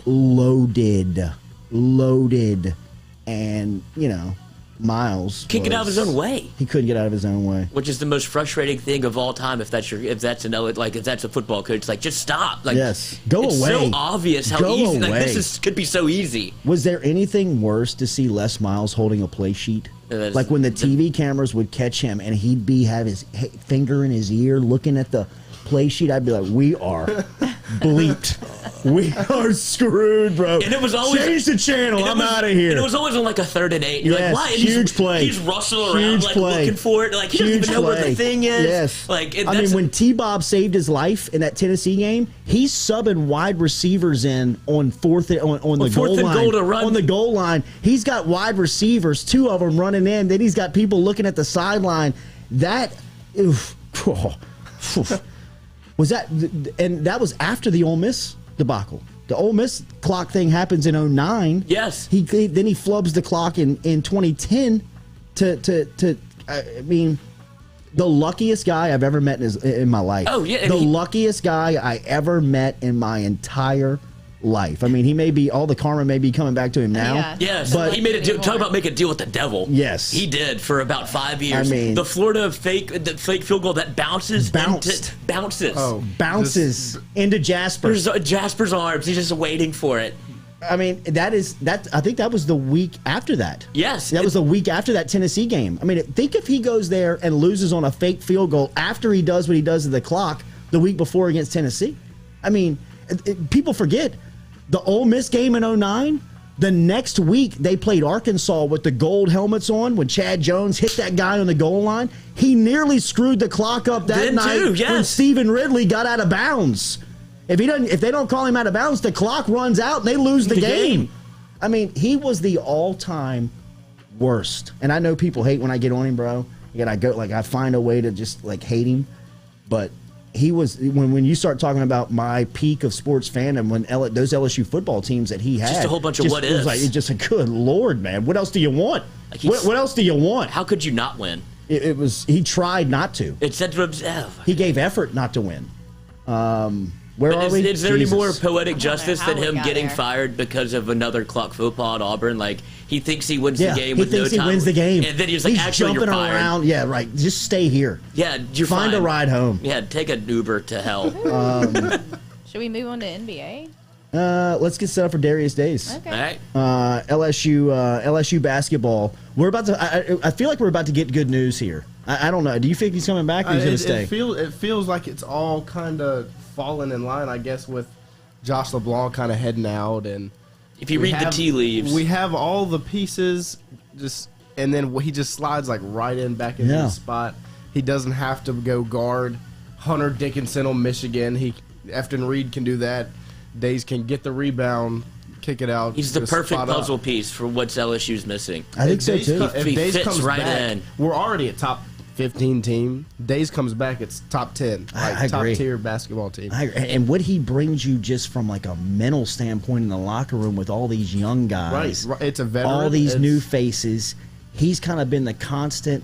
I think he's got a great opportunity to obviously develop more of a game, Right. but show kind of like more of a personality of Yeah. who he is. I mean, if this team has success, He would be the He's face. to be the face of He's it. the face He's of the it. face Yeah. of it. I think that started to happen last year a little bit, even with all of the names that LSU had, like the Big Four. But I feel Right. like Darius Days kind of stepped up and took that leadership 'cause role a it's- little bit. well, They when you needed would somebody see- to show some emotion because Cam Right. Thomas is a blank Nothing. slate. Nothing. He's I'm out here to get buckets and I'm Yeah. leaving. Yeah. And then you had Watford that was kind of hot and cold with his Right. emotions. Right. But Darius Days, whenever he stepped up that intensity, it seemed like everybody in LSU fell in line. So I think that if he brings that same thing right back, it's perfect for what LSU's missing. Right. Yeah. And how much his play translated to winning. Like, if he scores double digits, Yeah, you're going to win that's the right. game 90% of the time. That's If he right. doesn't, you lose. What, did we win one? I don't think we won one. No, you He was didn't win. under 10. It was the only game Yeah. that was close was the SEC championship game where you got beat at the buzzer. Right. And outside of that, every time he scored double Yeah. digits, you won the game. Look, man, I agree. And down the stretch, he was your only rebounding threat. Right. I mean, he was the only guy that Right. committed to crashing the glass. And there's a lot to be said for that on a team full That's of just skillful effort. guys. It is. I think- mean, And he think- took that challenge on, which I Yeah. thought was the most impressive thing about Right. it. Was he's like, if nobody else is going to do this, I'll do it. GD, I'll do it. All right, Yeah, now, this absolutely. is not my game at And- all, but somebody go do something. well, that's the most impressive part. It's not his game. Right, You know what I he mean? took the He's challenge. just kind of like an island guy. Just Yeah. kind of stand on the island, wait for the just kind of Pick catch and and pop, shoot. catch Yeah. and shoot, corner, yeah. Do you but think, think- he's coming back? I think he's coming back. I mean, think I don't. he- Why would he come on the show? And if he's Is going he to do gonna that come all-time this year? troll job, that would be awful. I think he makes And himself Willie money. Wade. yeah, you can't turn that guy down. Willie I behind think the scenes. I think he makes himself more money For in sure. the NBA if he comes back 100%. on this team 100%. where his role changes that fits his game more will make him better. And so I think the NBA has done a great job of like redefining the combine process Right. and handling it better with the NCAA, being able to leave and come back if you don't hire an agent instead of just if you declare you're Yeah. gone. Like college football needs to kind of get that same regimen or same schedule of giving these guys more of an option as opposed to like, all right, if you declare you're gone, I Right. feel like this has helped him. You it can helps test him. the waters. Yes, Yeah. it's so easy to be able to go out there. Like, all right, I'd rather come back. Like I've seen what I need to work on. Yeah. I've heard from other people outside of just who have a rooting interest in either me going to the NBA or me staying at LSU. He gets an actual perspective. But I bet there are a lot of people who disagree with that too, right? That's got to be like half and half. Of Of like if you can come back, like go into the. Oh, I don't know. That's all the people I'm trying to avoid in my life. Like just they're the out sticklers for rules, like Hunt Palmer Yeah. with the weed. Like whatever, dude. Like it's not really the rule. I hate people that are rules are rules. Like that's not how the world works. Like it is, but it shouldn't be. Sometimes it's so ridiculous. Daily, we're brought to you by Johnson Spillers. They're the dentist over here at the Jordy Culotta Show. Remember, you can get in touch with Dr. Johnson and Dr. Spillers.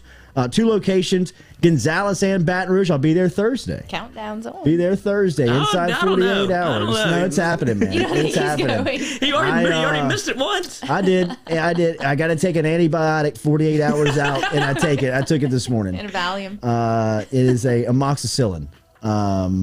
I guess. I guess. I mean, that's the name of it. How you feel? I'm feeling good. Got I'm feeling one good. more? I'm feeling good. Got one more tomorrow. Yeah, right. Sorry, we I'll go see down. what it does. Sorry, we go down. I guess we're gonna have to move this back a week. You can take Lloyd though. I mean, it's July 4th weekend, bro. I mean, we probably just need to get past the holiday.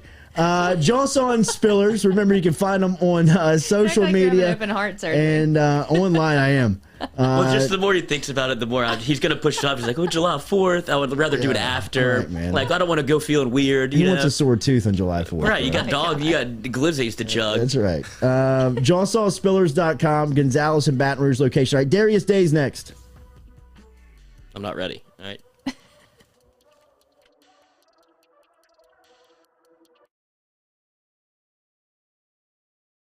Are you self-employed? Then you need to learn about Angel Oak's Home Loans Bank Statement program that they're offering, which makes you eligible as a self-employed borrower to purchase or refinance a home without requiring a tax return. If you want to learn more, get in touch with me. Email me, Jordy at jordyculotta.com, to learn about the bank statement loan program offered by Angel Oak. Jordy at jordyculotta.com to learn more. Gearing up for spring and summer down here in South Louisiana, and you want to keep your lawn maintained during these sunny seasons, get in touch with our friend Blake Abear over at Abear's Lawn Maintenance, where he says, you grow it, I mow it. 225-485-8022. 225-485-8022 is where you can find Abear's Lawn and Maintenance, the official lawn and maintenance company of the undisclosed location.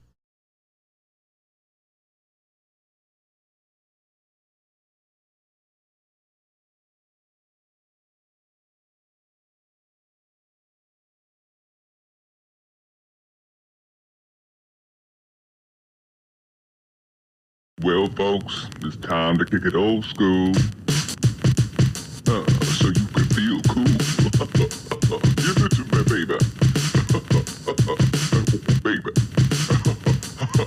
Yeah.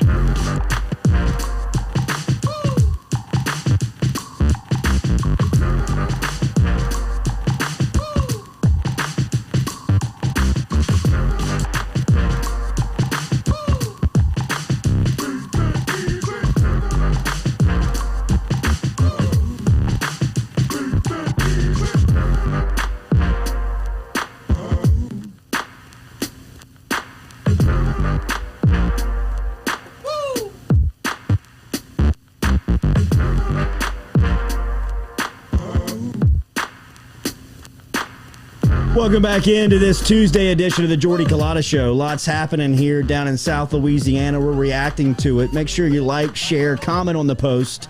Tell everybody what's happening here daily. We're driven and powered by Ghost Chevrolet. Talked about Jay Johnson, new LSU head baseball coach, being introduced. Some of the LSU football news. Huge news that everybody's been paying attention to is the future of Darius Days.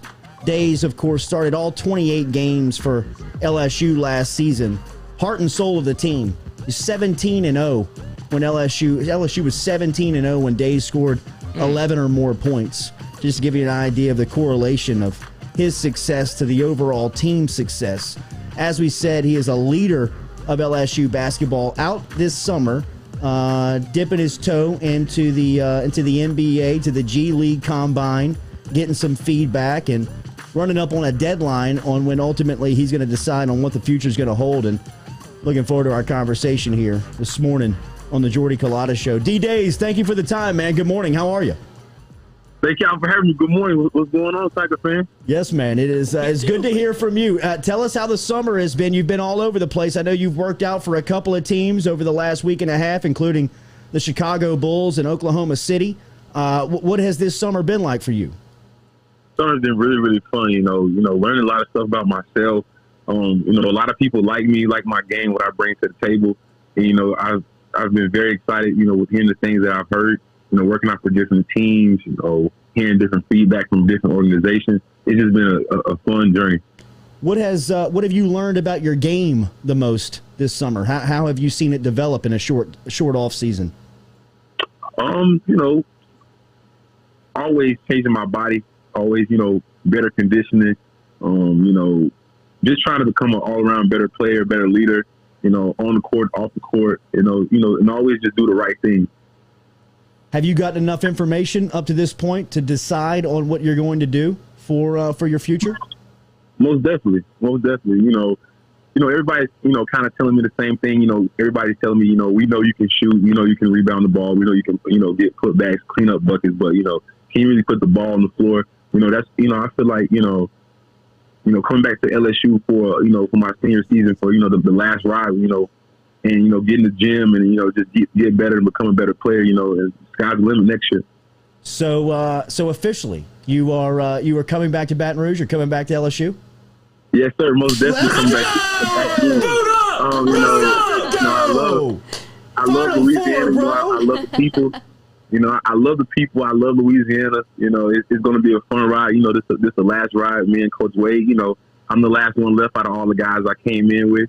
You know, we're looking for a title. We're trying to win a title this year. You know, and I heard about some of the games in practice over the summer. You know, and I'm very excited about the new guys and some of the returning guys. You know, I'm really excited about this season. Boot the F up, bro. Let's go, man. This roster is you've played, in my opinion, Darius. Your teams have probably been three of the best rosters in LSU basketball history. I'm not saying that they are the best, but they're in the discussion as the best. And this might be the best team you've played on coming back to. I don't know how much familiarity you have with the roster, being that you've been working out for the next level. But when you start talking about some of these cats like Tyree Eason and Adam Miller and Quincy and Ponson and some of these new faces, Efton Reed, and you coming back now, what is the expectation for this group? Oh, nothing less than a title. You know, we got to the championship game last year, fell a little short at almost to the buzzer. You know, this year we're looking for the title, and then go deep in the NCAA tournament. You know, and that's it. Have LSU title. Have you had a chance to run with this group at all? Have you had a chance to work out with this current roster? Not at all. I mean, but I've heard good things about each and every player. Tell me about your relationship with Will Wade and just kind of the ride that you guys have been on. That recruiting class that you referenced, coming in with Nas and all those cats that were so talented and everything y'all accomplished, and then to coming back for one more season, your senior year. It's obvious that you two have a great relationship. What is the head coach relationship to you like, and what has this ride in Baton Rouge been like for you? It's been a great ride. I've seen the ups and the downs of basketball. Me and Coach Wade have a great relationship. We really love each other, respect each other. I respect him. And he understands what needs to be done for me to become the best player I can be, and he's going to put me in the right position to be the best player I can be. So coming back from my senior year is going to do nothing but help me.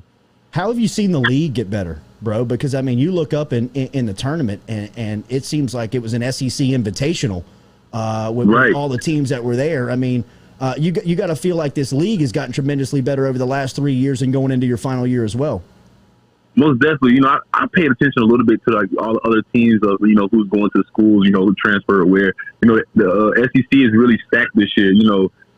Some teams that we feel like we can just run over at times. Everybody's good in the SEC, so this is going to be like a really, really, really, really good season. We were talking a little bit off the air about how much you impacted LSU and how you kind of changed your role and became a leader last year. Where do you think you fit in with this new squad that's rolled in? It seems like Adam Miller has kind of taken that leadership role. How do you see yourself fitting in with that? And how excited are you to play with these guys? I'm very excited to play with these guys. I really don't know Adam Miller that much, but hearing how you talking about him, he's a leader. I'm just gonna bring in just more leadership. More leading by example. He may be a vocal person. I don't really know him like that, but I just try to lead by example. I do what I'm supposed to do. I play hard, and I just try to get the job done and take care of business. Milwaukee or Atlanta? You said Milwaukee or Atlanta? I really like Atlanta. Oh. I gotta go with my man Skylar Mays. Come on now. No, hell yeah. Love to see Skylar getting that spot on the roster for the playoffs. What about on the other side? Who do you like out west? Everybody's trying to kill the Clippers and saying that Phoenix is in. Last night, Paul George had 30 in the second half, 41 overall. Do you think Phoenix or Clippers? I still think Phoenix. Phoenix has been playing great ball. So I just feel like Phoenix going to pull it out. Devin Booker's on a tear right now, and he's determined to get to a championship and win one and take one back to Phoenix. So I feel like Phoenix is going to take it. D-Days, we were watching social media. We were on YouTube, and we were talking to about 300 people right now. And the steady stream of comments of people being fired up to hear that you're officially back as an LSU Tiger is too fast to keep up with. You know how Baton Rouge and the state of Louisiana feels about you. It is great to have you back for a senior season. Boot up, bro. Thank you for sharing this time with us this morning and doing it here. No problem. Thank y'all for having me. Absolutely, bro. Have a great rest of the summer. Hey, what is the rest of the summer like for you? What, are you back in Baton Rouge here pretty soon? Real soon. I'll be back in Baton Rouge really soon. I'll be back Friday or Saturday. Hell yeah, bro. Let's go. Boot up.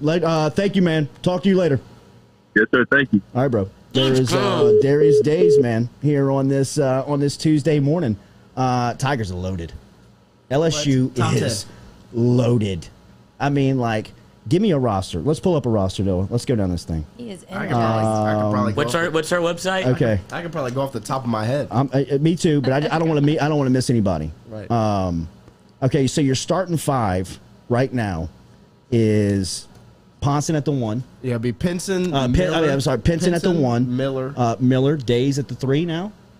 I mean, Days. Probably should have asked him. Call him. Days, Eason, Reed. I mean, I think that you would have recent. You would have Tari Eason's at the 4, and you got Efton Reed at the 5. Or do you bring Eason off the bench and put Sharif at the 4? No way. With the way that he's talking about Eason, I think he's even. But I don't know, man. Sharif might just be just Sharif's having an incredible summer. Eason's good. I could see Eason being a 6-man just because of the energy that it feels like he's going to bring. It's going to be an absolute 8-10 minute burst. But the thing is, we just got guys, because then you got Mawani off the bench. Yes, you got and nobody's talking about him. Right, Mawani Wilkinson's has had a great, and he's had a great, just kind of in between 1 and 2 is season 1 and 2 is usually when you see the most improvement. And Mawani Wilkinson was just an athlete. Right, he's developing more into a basketball player. Because he had a little bit of a jump shot. He hit that corner 3 here and there, the little floater, and then just get offensive rebounds and put back slams. But I mean, if you look at the bench, we still have Gaines, who's a dog. Love him. And then you got Mawani, who's also a dog.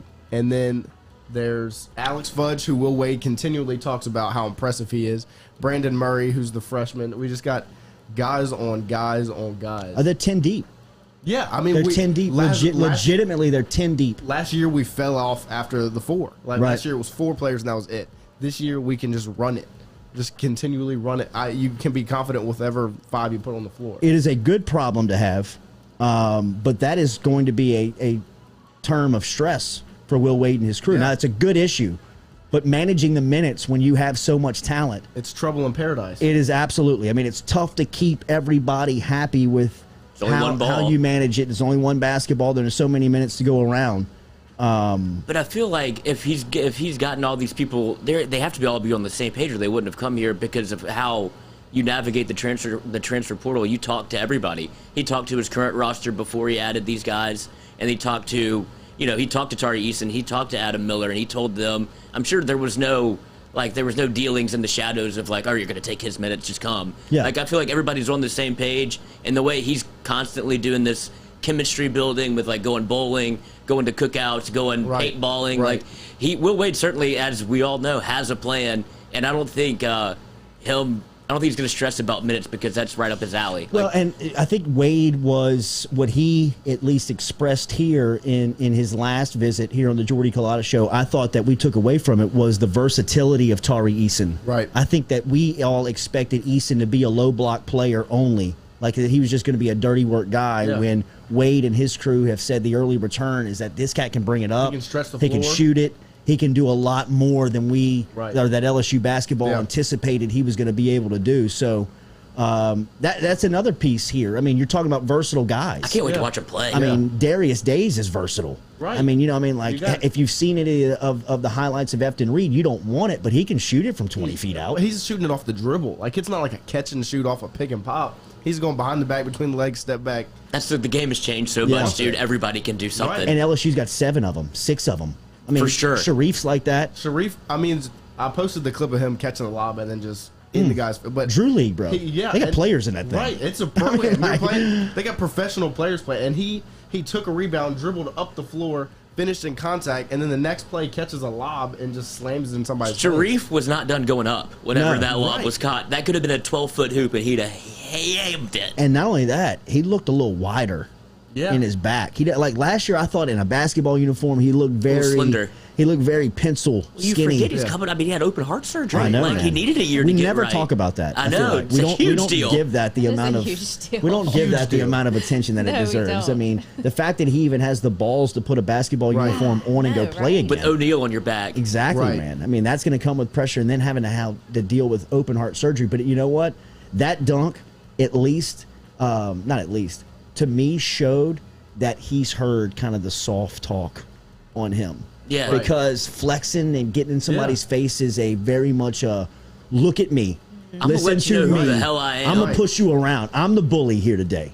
You know what I mean? Like, don't you forget it. And I think there was a little bit of whisper, even kind of within the facility of he's Jack a little, kid. He's a little soft. He's a little, Yeah, you know he's what I never mean? had to do Fragile, anything. you Yeah, know what I mean, you pull up in a Lambo, and it's like, yeah, of course you do. Right. Your dad has unlimited money, Yeah, and so I'm right. sure he's heard some of that. Like, I'm my own dude. Like, I can ball. Yeah. You know, just get, and especially because Shaq is his dad. If you don't expect him to fill out, like he's got the genetics. There's no doubt about that, and he's been balling. Yeah. If he's Yes. if he can just stay right, Yes. if he can just stay healthy, I think he might be. With Darius Days coming back, Sharif might be the X factor. Yeah. Oh, I think him and Eason are the two X factors. Like, they're both big time players. Will Wade said they've made big jumps. They're better than they were that we saw last year out of both of them. So I think both of them will step up. Did that concern you at all with Darius Days saying that they want to see him bring the ball up and what we just went through with Trendon Watford? No. You don't No. think? I don't think he'll No. take it to heart like that and No. try to make a point of it. Wade's not falling for that again. He's not playing for somebody else's future. They played on, for a championship. on his team to win. He's not going to do that ever again. I can promise you. If there was one takeaway that I would say, in just hearing him talk, asking him questions, is that that'll never happen again. And how much better was Trendon Watford when he that'll never didn't do happen that? again. Like whenever Yeah, Trendon Watford right. found his home kind of on the low block, and he's got like sneaky athletic ability. He's not He a does. he's not, he's just a very finesse player that Right. he's got old man game. He's like Paul Pierce, but 15 feet away. And then he just didn't have a jump shot. And so that's what holds you back if you're trying to dribble the ball up the floor, is that it's just like Ben Simmons. If they don't have to step up past the free throw line, your moves do nothing. Yeah, it's like nothing. well, you see it with Giannis in the Yeah, playoffs. you Giannis just- has no way to get to the Right. basket other than put his head down, and that's why he's. I mean, Giannis has even said like Chris Middleton has helped save my career, Right. Because he's got somebody that can actually close and, as we say on the show, like has a little something in the bag. Because Giannis has no moves, he has nothing. No, he doesn't. He's a bully. Yeah, he puts his head down and gets to the rack. He's a bull. No bag. No That's what bag. it's called, no bag. Yeah. No, I mean, he is a bully. But when he makes his mind up to get to the rack, You can't stop it. I mean, who's stepping in front of that freight train and taking a charge? Right. Me. I Yeah, will. right. I'll take it. See you, bro. No, dude, duh. I took one of Brian Thomas. Yeah, like Brian Thomas and the other one. Who was the defensive end for Scotlandville? Oh, that wasn't a charge. That was I got. Yeah, you got yacked on. Hey, you got a Yeah. back shot. Who was that? Who's Jonathan that? Horton. Jonathan He Horton. plays at he's at Virginia. He's at now. Virginia. Yeah. And we saw Horton. I saw Horton play a couple of years ago on the football field. And then when so it was like that's Horton. I was like, the football player? It's like, yeah, I was like, Horton, bro, here's a who? duck out of there. Get the hell out of I didn't there. know he's coming. My teammates sucked. Guys, you gotta let me know if I'm about to get dunked on, guys. For real. Off the glass. That is so good, man. That is so good. Thank you to Darius Days for doing that. He's got a lot of places where he could have done that. He could have done that on his own social media. He could have done that through LSU, but he decided to do that here on the Jordy Culotta Show, and we appreciate that very much to him and both Coach Will Wade. I feel like for making that happen he's this absolutely morning. stoted to come back. He's too. so Like, energized. the energy in Yeah. his voice. I've pumped. never really heard an interview from him, so I didn't know what to Yeah. expect. But like he's excited to come back. It's not a I have to come back to get to the NBA. It's Right. like he wants to run it back to win a title with championship. LSU. Yeah. Well, I He don't said think nothing short of a title. I don't think that you're coming back on a team Right. like No, no, this no, no. with I think- experience yeah, you're not trying like to go that. 5-5. Yeah, right, man. I'm not trying to figure it out. Right. You know what I mean? Look, this is what we got. This is what you're going to do. This is what we're setting out to do. We're going. You know, I mean that is the mentality of this group. I'll He try. can score 15 or 18 a game. Yeah. Oh, rolling out of bed. Get Yes. you seven board, 18 and 7 average. this- I mean, the And way not that only this that, team is give you built now. stability on the Right. floor. The Chris when Paul things are, effect. when people are freaking out, like find zero. Like, hey been man, here before. set us up, set us up, get us right, get us right. Right. That's good news, man. That is fantastic is news. it ever? Thank you to Darius Days. RMB Builders, rmb-builders.com is where you can find them. Rhett Bourgeois and his construction team, they are phenomenal. in their work and their organization and their communication. If you are looking for just a handyman, some handiwork done around the house, if you need some remodel work, if you need a total overhaul, you need total reconstruction, a rebuilt house, or if you want to custom design a house and having build it for you, Rhett Bourgeois can do everything. rmb-builders.com. Rhett Bourgeois and his crew, rmb-builders.com is where you can find him online. He's got great social media as well. Thank you to RMB for being a supporter here of the Jordy Culotta Show. We'll be back and close it out right after this.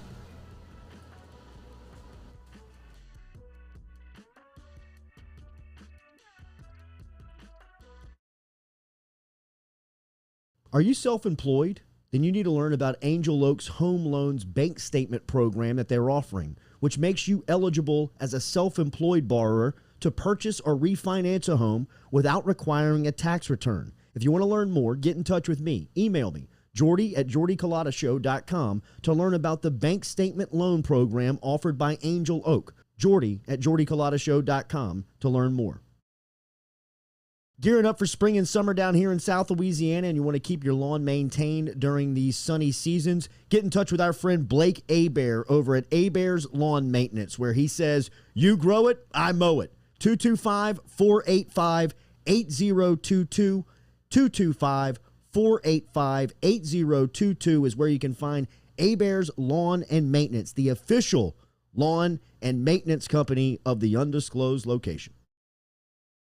Go Chevrolet is proud to announce Go Express Auto Sales, the new used car lot located in the capital city of Baton Rouge, Louisiana, at 11522 Florida Boulevard. Go Express Auto Sales is online at goexpressautosales.com, or you can search them on Facebook and social media at Go Express Auto Sales, the newest addition to the family of Go Chevrolet. Remember, Go Chevrolet is located down in LaPlace, Louisiana, but now welcoming aboard Go Express, the new used car lot located in Baton Rouge, Louisiana at 11522 Florida Boulevard. Are you self-employed?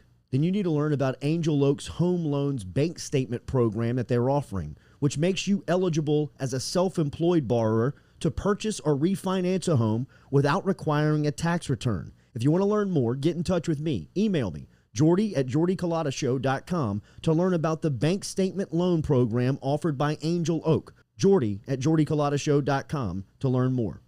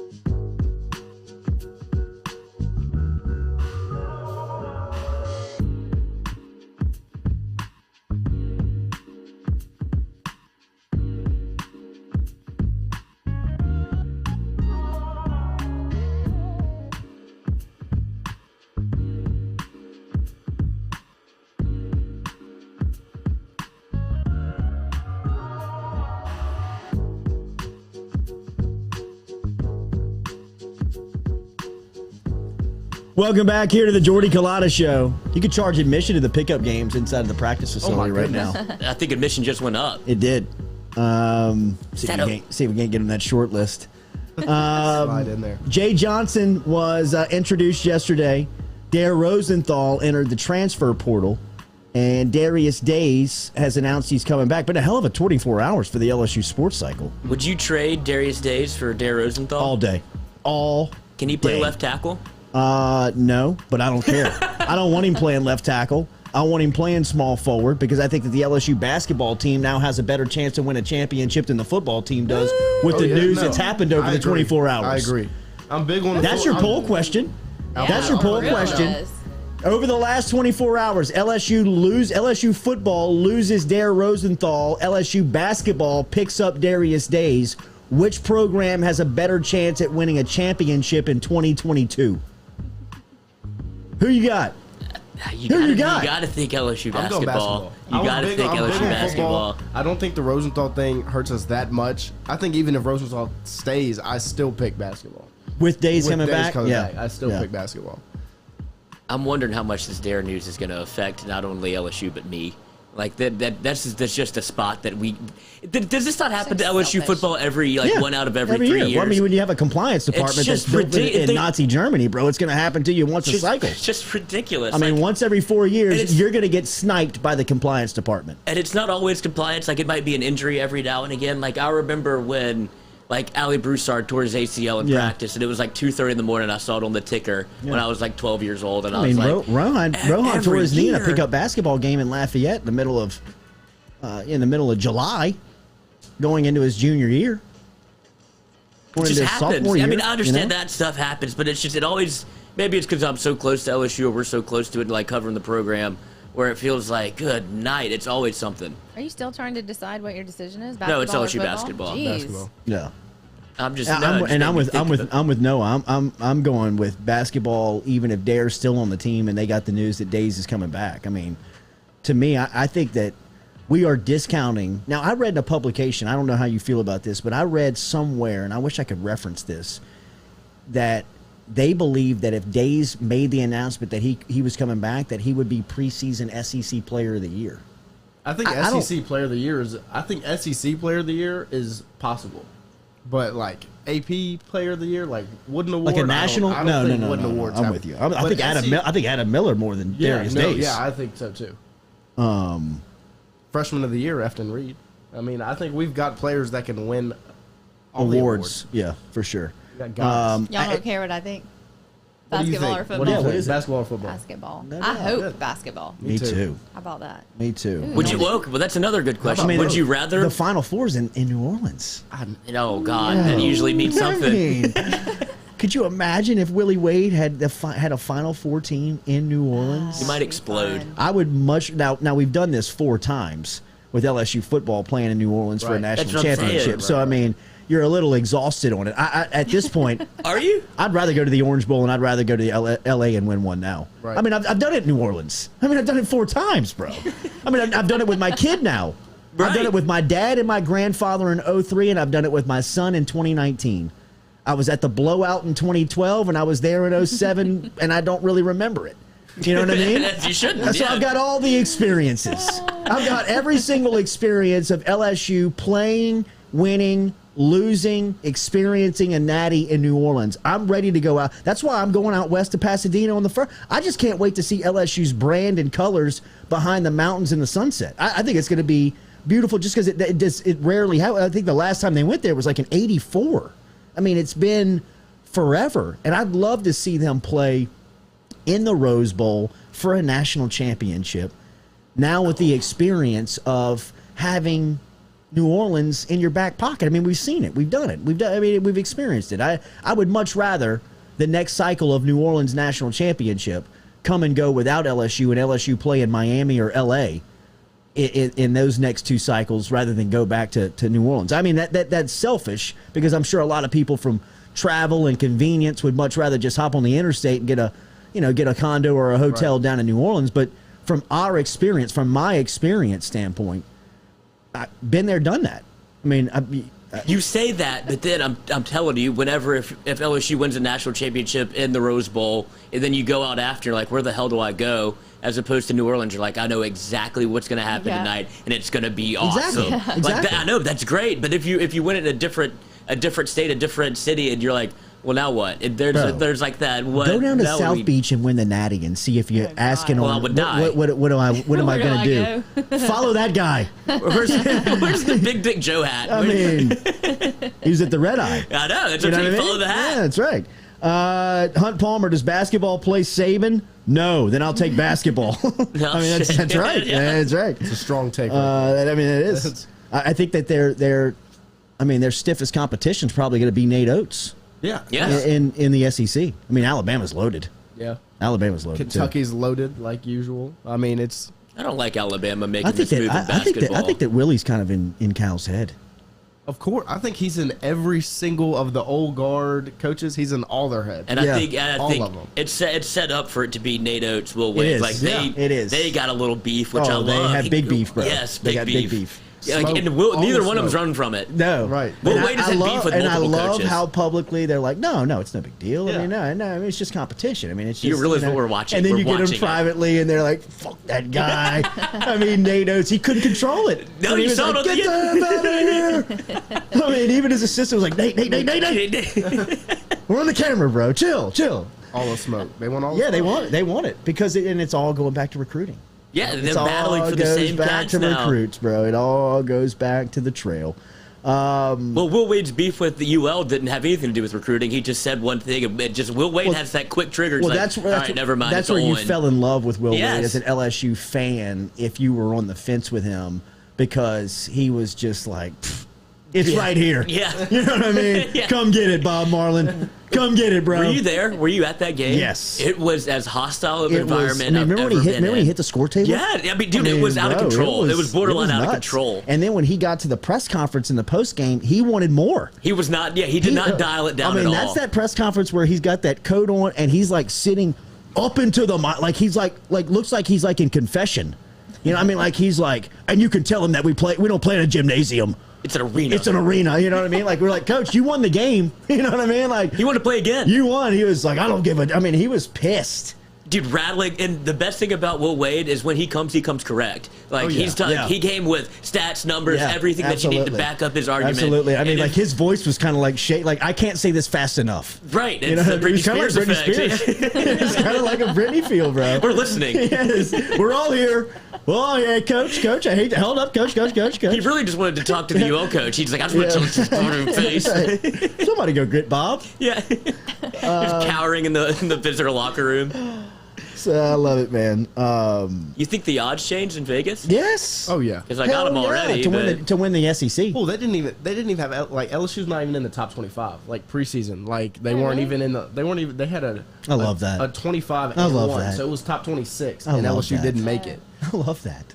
Be I so mean, good you can't dude, be ignored. I love We'll that. probably They get- are still we'll probably get public slipped enemy into, number like, one. 23 now that Days is back. They'll just, Which is a great starting Even- spot for oh, a yeah. team like this. I mean, just because you can throw this in their face all season long. because when we're number 6, in right. in a month, we're like, hey, remember when we were 23? Yeah, right. Like they think you're the 23rd team best ranked in team in the country. Oh, and it's the easiest. It's the easiest pump up. Wade's gonna say, look, hey, see that Yeah. right there, number 23. Absolutely. All right, show him something. Absolutely. No, I mean this is a roll the ball out type Right, team. right. You know what I mean? Like don't overcoach him, bro. Right. Well, don't they're already- overthink it. They're already doing it in pickup. Like, I mean, are you hearing these stories on Adam Miller at the Olympic team? Like he's standing out. Not only did he make the roster, like he's standing out, man. yes, indeed. Yeah, it's gonna be great, bro. LSU basketball plus 6,500 to win the whole thing. Coach, drop it right now. Already did. 20 to win Drop 1,300. it right now. I mean, this is a Burrow type bet. Yes, I mean, do. I got lucky. I was at a party on Cinco de Mayo, and it was with some of like the LSU football staff.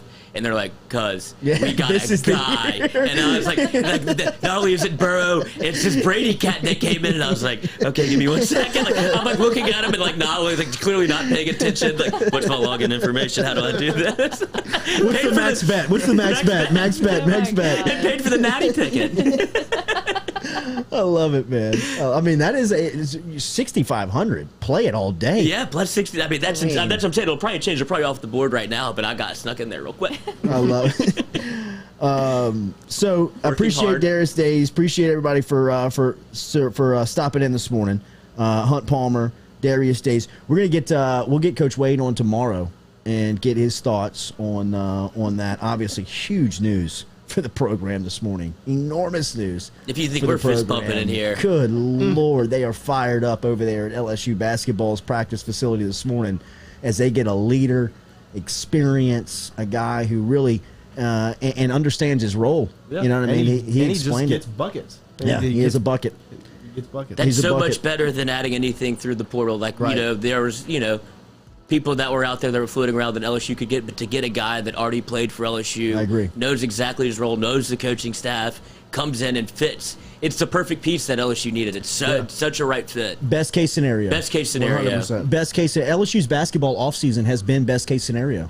As opposed, mean, It's the best if- offseason in the NCAA. It's the best offseason that Wade has had. It's the best offseason in the conference. Right. And I agree with you. I It think is, it's in the it's country. arguably the best offseason in the country. I don't know enough about it. Right. I mean, Gonzaga's roster looks really good again. Oh, yeah. oh, that They've kid's done- all skin and bones. They've done a tremendous job of Chet Holmgren. Ches, chat, of building. whatever. I mean, that's a team just kind of like Oh, yeah. watch out for. But I mean, I can't imagine that anybody's having this type of success in the transfer portal and bringing guys back in a day and age when everybody's leaving and everybody's trying to get out of day and age programs. when players are, because now you can not go to college again. You can just go to the G League, and so like to still be able to pull guys like that, it's impressive. it's very impressive. And the best thing about it is that the national news is like they're trying so hard not to talk Right, about yes, LSU. they are. And Will Wade's like, you're not going to be able to ignore us. Like, watch us be in the Sweet 16 and the Final Four, and then talk about us. Has Talk Dickie V shit. started texting you I was yet? about to say, I want everybody to at Dickie V on this news today, bro. Make a sure real that Dick shame. Vitale sees the news him that know. LSU basketball got one of their best coming back for his senior season and what that means for Wade and the crew. LSU Poor BBC. fella. Where's he at? LSU's backcourt. Yes, yes. Look, You're put right him, next to Willie. yeah, put him right next to Willie, General and the Clown. What a sight! All right, have a good day out there. Have a good Tuesday. We'll be back with you tomorrow morning. We'll see if we can't track down Coach Wade, get his thoughts on one of his guys coming back to the program here for his senior season. For Katie, for Noah, for Lloyd, Jordy Culotta signing off here. Compliments of Go Chevrolet every single day here on the Jordy Culotta Show. Boot up.